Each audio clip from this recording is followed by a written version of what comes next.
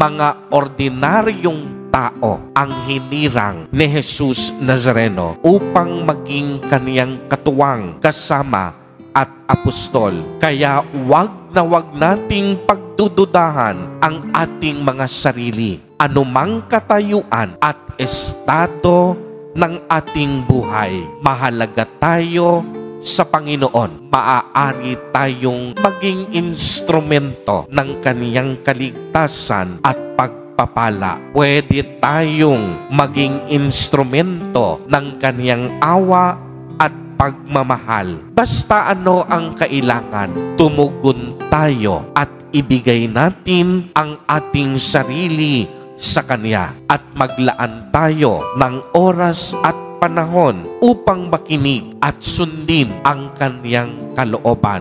Tiyak yon, mga kapatid kay Kristo at mga kadiboto. Tayo din sa ating simpleng paraan, tayo ay magiging daluyan ng pag-asa at grasya ng Diyos. Amen. Purihin at dakilain natin ang ating Panginoon, ang mahal na poong Jesus Nazareno.